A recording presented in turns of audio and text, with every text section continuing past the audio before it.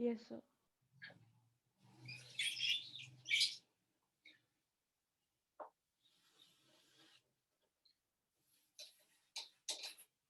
So in last lecture we have discussed work done by gas हुआ था P dV का integration. अगर हम लोग बात करें ग्राफ में P वर्सेस V ग्राफ में, अगर सपोज एक प्रोसेस है AB, what will be the work done? So area under the curve, और ये परपेंडिकुलर कहाँ ड्रॉ करेंगे? वॉल्यूम एक्सिस पे, है ना, ये वाला एरिया। अगर सपोज तो इस सवाल में ऐसे दे दे, यहाँ पे वॉल्यूम एक्सिस दे दिया और यहाँ पे प्रेशर दे दिया, ये जरूर डायग्राम ड्रॉ कर लेना। अगर सपोज ऐसा प्रोसेस दिया हुआ A B, so work done in the process A B कौन सा ग्राफ होगा? मैं यहाँ पे दिखा रहा हूं, इज इट द ग्राफ या ये वाला एरिया? कौन सा एरिया होगा बच्चों? ये ग्रीन वाला एरिया होगा करेक्ट वर्क डन, और ये रॉन्ग है।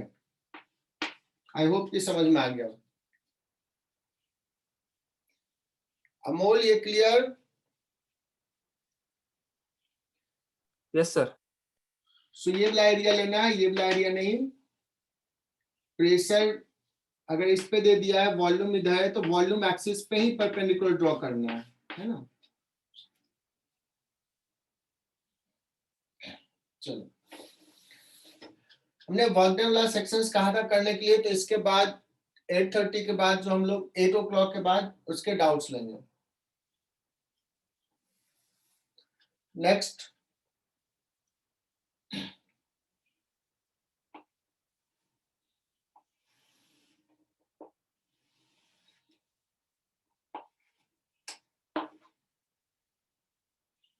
हमने डिस्कस किया if there is a cyclic process,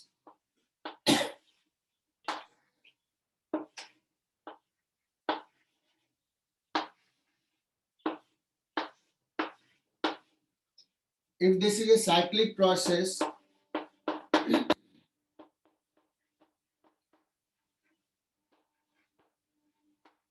work done by gas is equal to, क्या लिखेंगे? Area under the loop. Area under loop.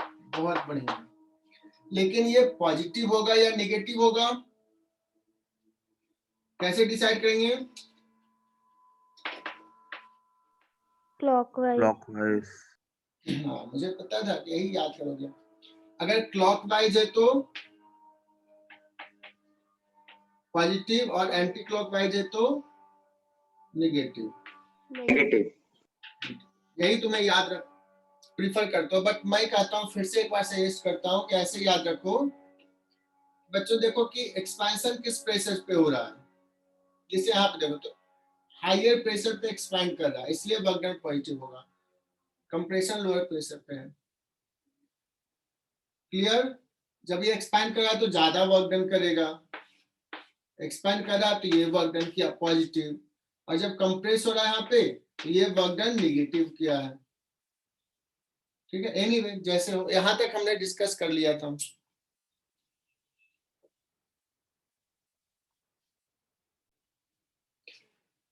Suppose एक बड़ा इंपॉर्टेंट सवाल होता है कि जो ग्राफ दिया रहता है ना वो सर्कुलर दिया रहता है, P वर्सेस V ग्राफ। ये ट्रिकी सवाल है। P versus V and this is a circle.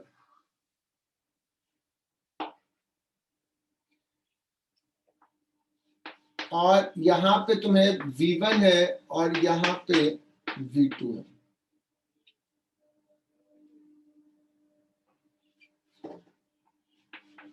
ये सपोज P1 है और ये P2 है।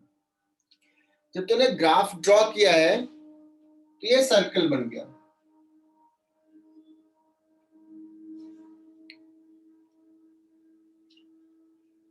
मतलब अगर तुमने ग्राफ ड्रॉ किया, स्केल पर अगर देखोगे, मेजर करोगे तो ये लेंथ और ये लेंथ इक्वल है,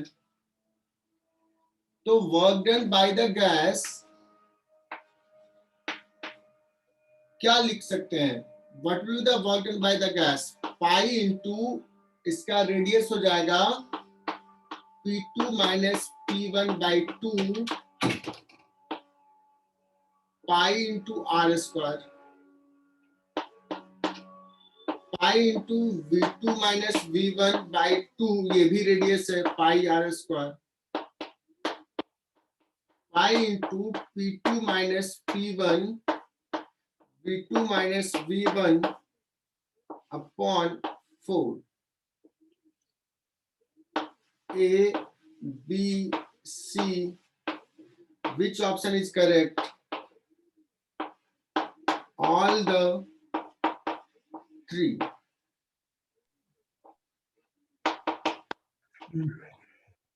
C. D option. Which option is correct?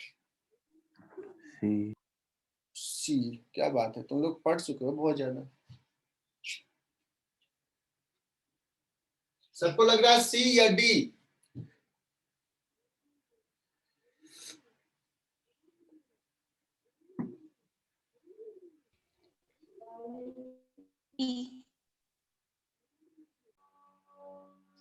चलो बच्चे, इसका C is the correct option, और तुम लोग तो बहुत ब्रिलियंट निकले यार। मोस्टली बच्चे बोलते हैं D। C is the correct option.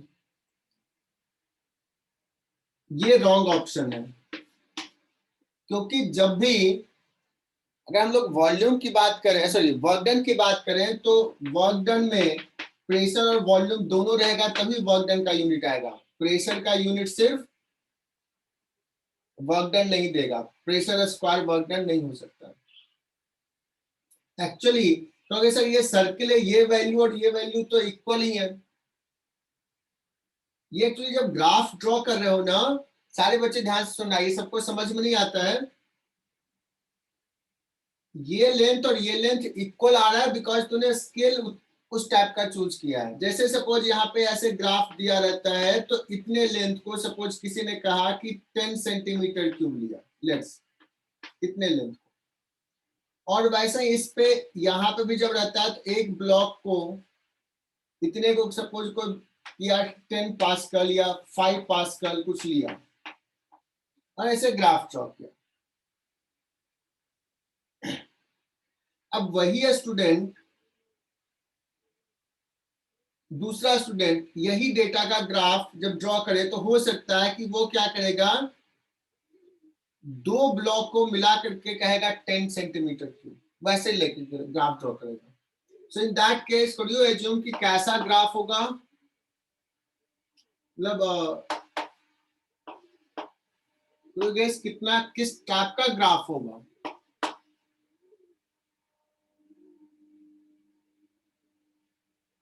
ये दो यूनिट को इसने लिया, तो यही यूनिट इस केस में क्या हो जाएगा, डबल हो जाएगा, बट इसका वही यूनिट रखा। सो ये जो ग्राफ हो जाएगा ना, वो ऐसा हो जाएगा। अब बताओ ये कैसा शेप लेगा? ये वाला लेंथ तो वही रखा, ये वाला लेंथ डबल कर दिया। सो ये कैसा ग्राफ है? एलिप्स है। अगर कोई कहे कि यहाँ पे सपोज 100 सेंटीमीटर क्यूब था और यहाँ पे सपोज 200 सेंटीमीटर क्यूब था, यहाँ और यहाँ पे, यहाँ भी 100 सेंटीमीटर क्यूब और यहाँ भी 200 सेंटीमीटर क्यूब ही है, सिर्फ इतने को हमने अलग अलग ले लिया। और अब जब मैं बता रहा हूं कि जब हम ग्राफ ड्रॉ करते हैं तो no one is going to measure this area, ये तो हम सिंबल लेते हैं, इतने लेंथ को इतना से रिप्रेजेंट कर रहे हैं, तो स्केल लेकर के ये एरिया नहीं मेजर करता है। तो वर्क डन चूंकि उसी का ग्राफ का है तो वर्क डन इसमें लिखे चाहे इसमें लिखे, वर्क डन सेम ही आएगा। तो एक्चुअली में अब समझा रहा हूं, ये सर्कल जैसा है बट एक्चुअली में इलिप्स है। इलिप्स, सर्कल इलिप्स का ही एक पार्ट है। और इलिप्स का इक्वेशन ये होता है एरिया, किसी को पता है इलिप्स का area pi into 1 arm semi major axis into semi minor axis. एक ये वाला लेना है और एक ये वाला लेना है। क्लियर? Yes sir. चलो, बहुत ज्यादा समझ में तो नहीं आया होगा। सीट का पेज 33 क्वेश्चन नंबर 11 में देखो वैसा है कि सर्कल का दिया है, एक ऊपर है एक नीचे है। जब भी हम सर्कल रहेगा तो एक आर्म वॉल्यूम एक्सिस का, एक आर्म प्रेशर एक्सिस का लेना है।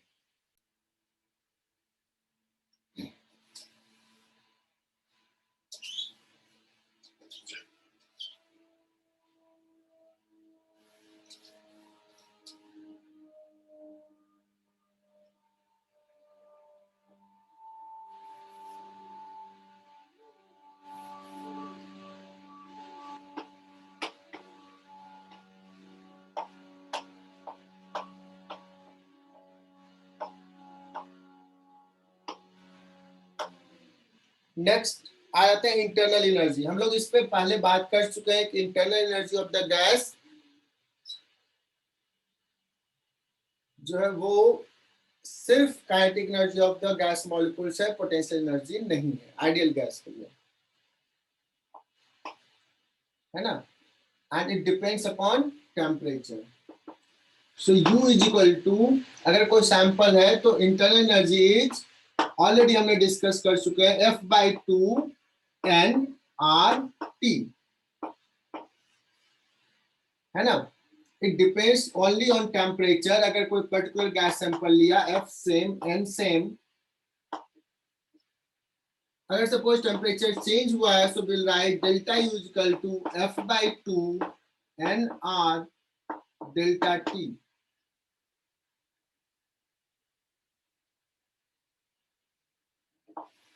अगर कोई ग्राफ हमने ड्रॉ किया P वर्सेस V या एनी ग्राफ, एक पॉइंट यहां से हम यहां पे गए हैं,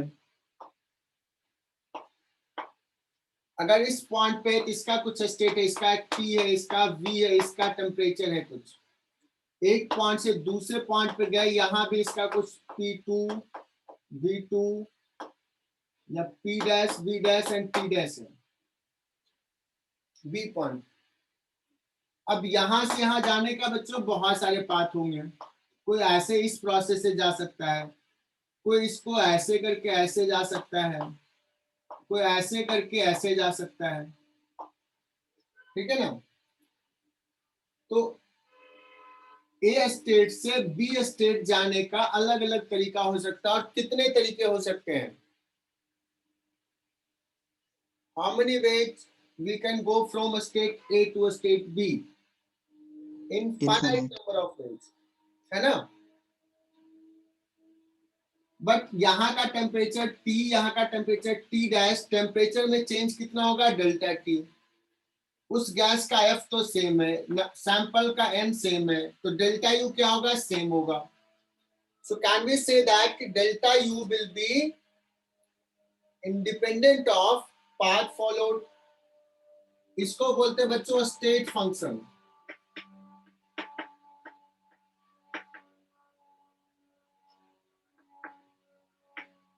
that means it depends upon the states, initial क्या है, फाइनल क्या है, एक से दूसरे स्टेट पे किस पाथ से आया है उससे इंडिपेंडेंट होता है। Clear?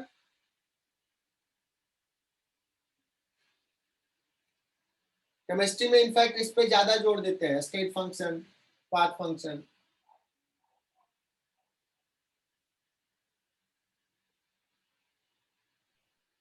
Suppose this is one method, this is two method, this is three method. If gas goes from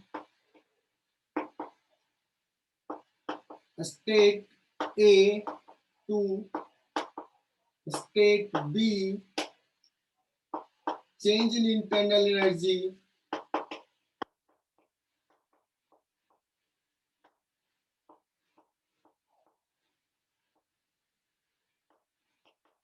will be same for all the three processes. ये डायग्राम ड्रॉ करो और ये स्टेटमेंट लिख लो.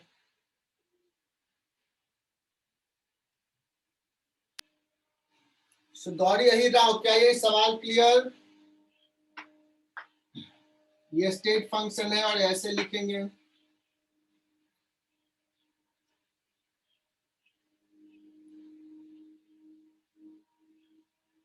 अगर पूछा जाए यही सब, इस पे सवाल कर लेते हैं कि delta you for the process A to B in case of path 1 is equal to delta U for the process 2. ये इक्वल होगा, ये समझा दिया. कोई बता सकता है work done in path 1 work done by the gas, क्या ये स्टेटमेंट ट्रू है या फॉल्स है? फॉल्स. फॉल्स है. क्या होगा?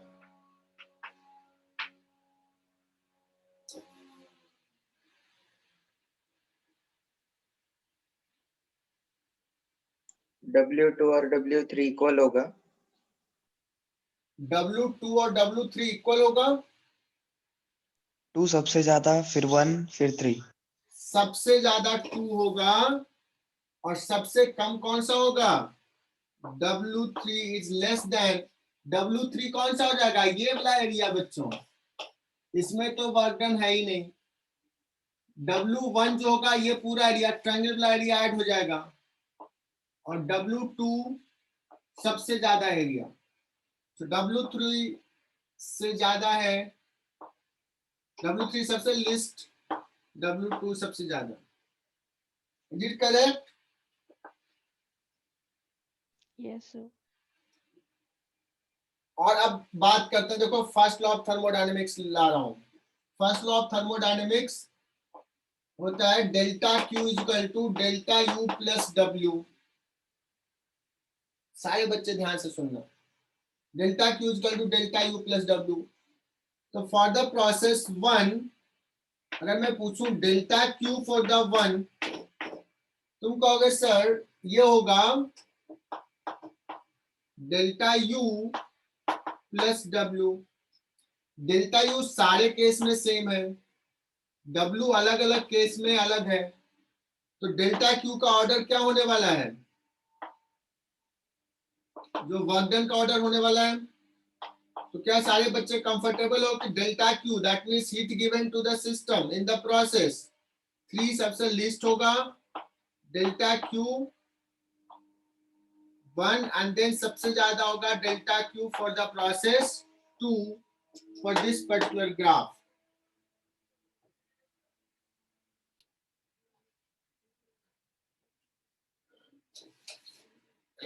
बच्चों अब अगर पूछा जाए कि साइक्लिक प्रोसेस में work done, sorry delta U क्या होगा इन साइक्लिक प्रोसेस?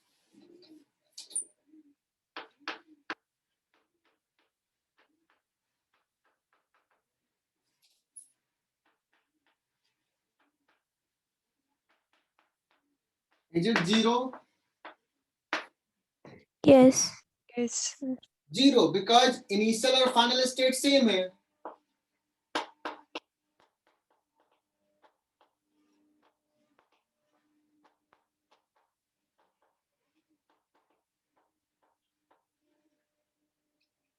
और अगर ये डेल्टा यू 0 हो गया in cyclic process, so delta Q is equal to delta U plus W. That means delta U 0 हुआ in cyclic,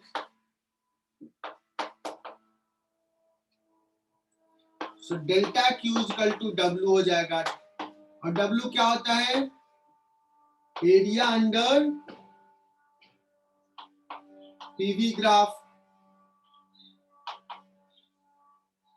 area under the loop on PV graph. तो ये बच्चों internal energy के बारे में बता लिया। अब आ जाते हैं डेल्टा क्यू।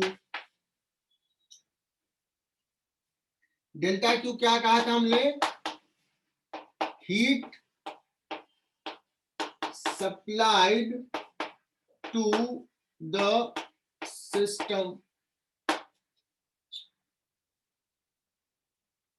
ठीक है ना।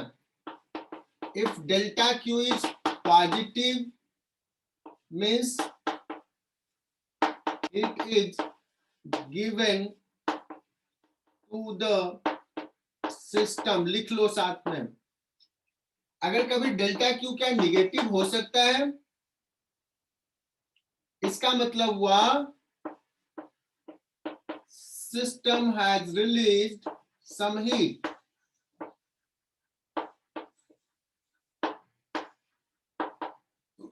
हो सकता है सिस्टम से हीट एनर्जी बाहर गया है। क्लियर?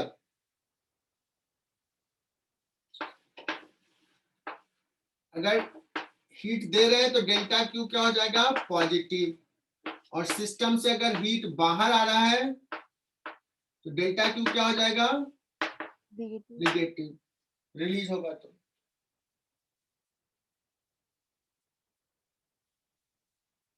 है ना बच्चों? 5 मिनट और पढ़ाऊंगा, उसके बाद हम इसको छोड़ देंगे। आज का क्लास फिनिश करेंगे, फिर डाउट सेशंस रहेगा। बच्चों नेक्स्ट लिखो मोलर हीट कैपेसिटी।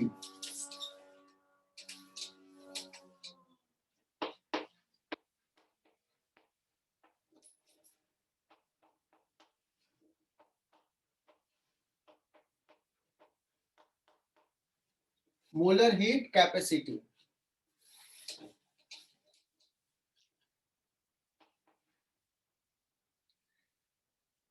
जिसे heat cap specific heat capacity हम लोग डिस्कस किए थे, वहां पे डिस्कस किया था S is equal to how much energy required to raise temperature by unit of unit mass।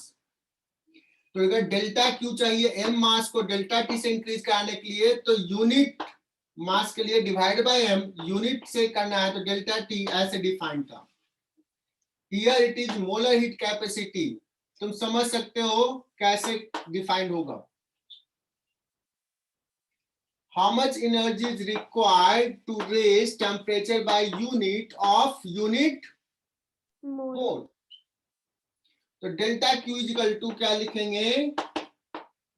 N C delta T. This will be the definition. समझा क्या? तो मोलर हीट कैपेसिटी कैसे डिफाइन होगा? Energy required to increase temperature by unit of 1 mole gas। Clear? हमें temperature बढ़ाना है। बच्चों temperature बढ़ाने का ना तरीका बहुत अलग अलग हो सकता है। हम प्रेशर कांस्टेंट रख के टेम्परेचर बढ़ा रहे हैं, कि प्रेशर वेरिएबल रख के टेम्परेचर बढ़ा रहे हैं, वॉल्यूम कांस्टेंट रख के टेम्परेचर बढ़ा रहे हैं। There are infinite number of ways to increase temperature.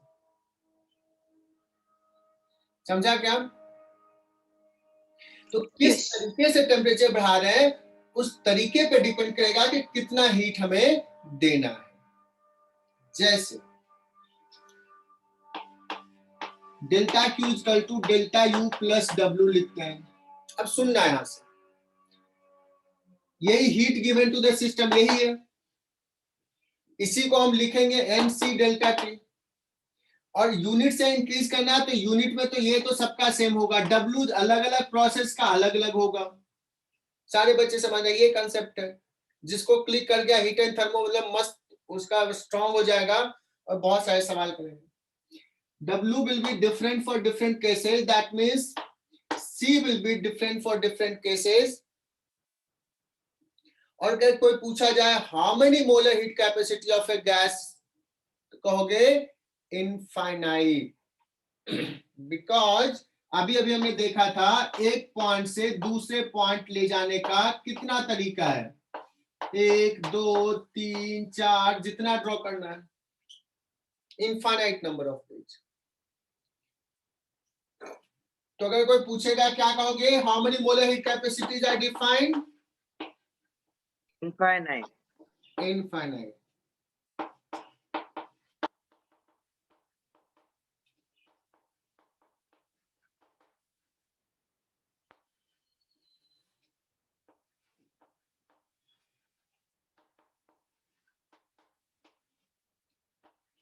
Answer is infinite. Different process will have different molar heat capacity. But हमें पढ़ना क्या है, 2 स्पेशल केस पढ़ना है, जो स्पेशल रहता है उसको स्पेशल ट्रीटमेंट मिलता है। तो लिखो 2 स्पेशल मोलर हीट कैपेसिटी। क्या मोलर हीट कैपेसिटी हमेशा पॉजिटिव होगा क्या? यहां पे समझा देता हूं, आगे क्लियर होगा। Molar heat capacity of a gas may be positive, may be negative, may be zero, may be infinite. Molar heat capacity of a gas may be positive, negative, zero और infinite, ये सब हो सकता है। ये एक एक करके देखेंगे। कोई बता सकता है मोलर हीट कैपेसिटी इनफाइनाइट किस केस में है, कौन से प्रोसेस के लिए? Adiabatic. अरे नहीं यार, मोलर हीट कैपेसिटी इनफाइनाइट किसके लिए है?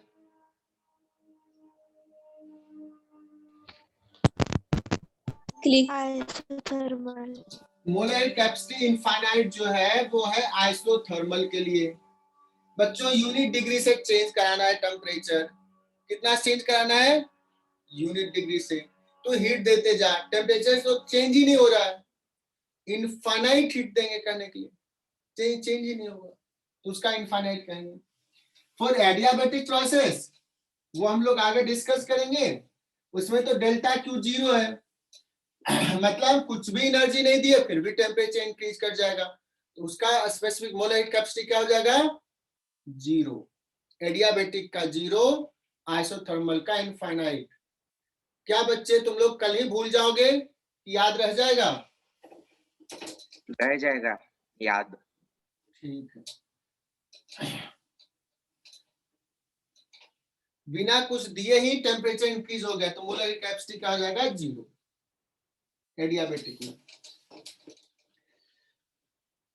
तो लिखो बच्चों, जो अभी पढ़ना है बहुत, बस 3 से 4 मिनट और लूंगा। 2 स्पेशल मोलर हीट कैपेसिटी।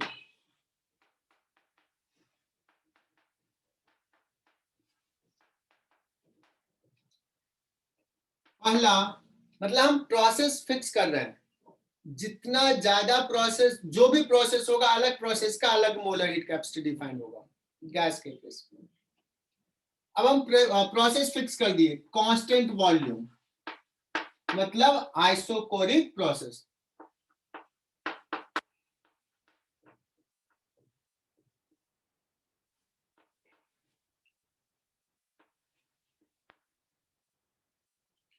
देखते हैं कैसे मोलर हीट कैपेसिटी डिफाइन होता है। मोलर हीट कैपेसिटी तो होता है delta Q equal to N C delta T, यही लिखते हैं ना, यही डिफाइन किया ना अभी। सर अब एकदम ध्यान से देखना, ये इंपॉर्टेंट सब कंसेप्ट है, एकदम से छोड़ना, अभी क्लास क्विट मत करना। अब आते हैं, मैं लिखता हूं delta Q equal to first law of thermodynamics से delta plus W. Constant volume के लिए ये क्या हो जाएगा? 0। तो कांस्टेंट वॉल्यूम के लिए डेल्टा क्यू इक्वल टू क्या हो जाएगा बच्चों? Delta U. Delta Q equal to क्या हो जाएगा? Delta U. और डेल्टा क्यू का डेफिनेशन अगर लिखें तो लिखेंगे एन सी डेल्टा टी। चूंकि ये प्रोसेस कांस्टेंट वॉल्यूम का, इसलिए इसको स्पेशल नाम देते हैं, स्पेशल ट्रीटमेंट देते हैं, so we write it N C V delta T. ये तो जनरल डेल्टा क्यू जनरल लिखा है एन सी डेल्टा टी, लेकिन कांस्टेंट वॉल्यूम के लिए इसलिए इसको वी लिख लिया। दैट इज इक्वल टू क्या हो जाएगा, क्लियर? तो delta U is equal to क्या हो गया, N C V delta T. लेकिन तुम कहोगे सर आपने तो delta U is equal to बताया था N F by two R delta T, बताया था कि नहीं? हाँ सर। तो एक्चुअली अगर हम देखें तो जो सीवी अभी अभी डिफाइन किए, we have defined this CV, कैसे डिफाइन हो जाएगा, कितना आ जाएगा, सीवी इज इक्वल टू आ जाएगा, FR by करो तो F by two R, that means molar heat capacity at constant volume of a gas is F by two R. तो बच्चों तुम खुद से चार्ट बना सकते हो क्या, मोनोटोमिक गैस का कितना होगा, डायटोमिक गैस का कितना होगा, है ना, पॉलीएटॉमिक नॉन लीनियर का कितना होगा, वाइब्रेशनल एक्टिव होगा तो क्या होगा। हमने एफ का ग्राफ ड्रॉ, एफ का चार्ट बनाया था, तो सीवी भी बता दोगे। क्या क्लियर ये? Yes sir. Molar heat capacity at constant volume जो हो जाएगा CV is equal to F by two R, एकदम से याद कर लो। Delta U is equal to जब भी लिखना है तो या तो ये लिखो या तो ये लिखो, सीवी के फॉर्म में लिखना है तो ये लिखेंगे, सीवी होगा कितना, एफ बाई टू आर, हमने देख लिया। क्लियर? चलो अब आगे बढ़ते हैं। सेकेंड केस क्या होता है, molar heat capacity at constant pressure. Pressure. बच्चों हमने अपना प्रोसेस फिक्स कर लिया है, हम ऐसा प्रोसेस कर रहे हैं जहां पे प्रेशर कांस्टेंट है। तो फिर से वही डेफिनेशन लिखते हैं, delta Q is equal to delta U plus W,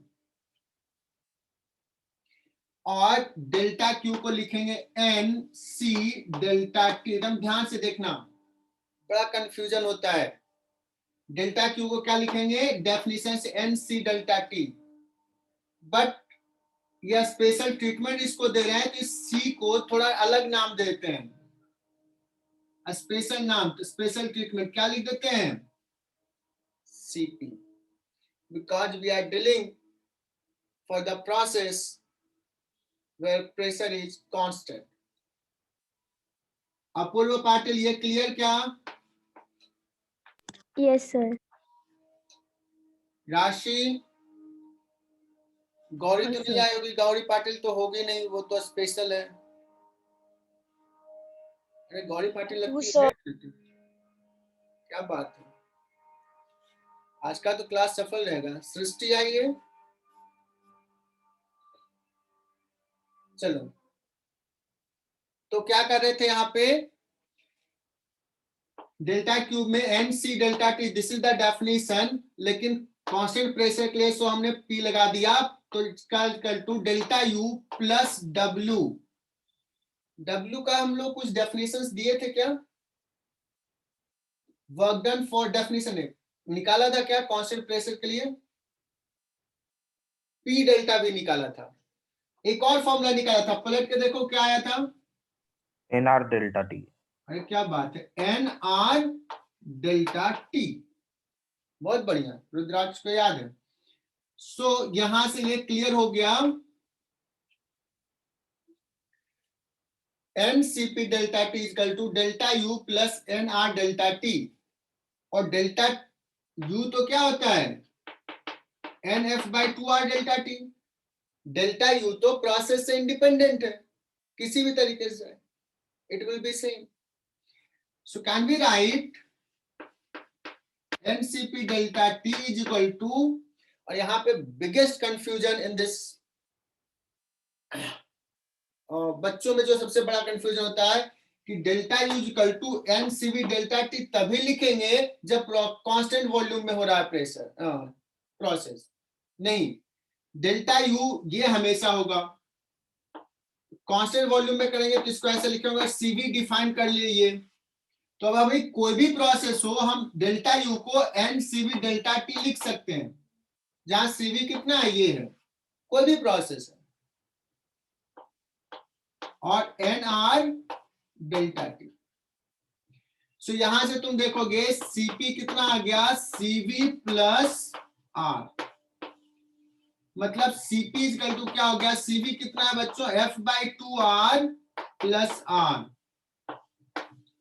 ये एकदम से याद हो जाना चाहिए, 100% याद हो जाना चाहिए, CP क्या होता है।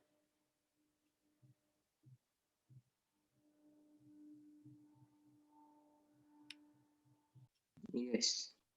सो मैं के चार्ट ये खुद से बनाओ, type of gases CV, CP, monoatomic के लिए 3/2R, डायटोमिक के लिए F5/2R, पॉलीएटोमिक नॉन लीनियर के लिए क्या आ जाएगा 6/2R, और CP में सब में R ऐड करते जाओगे।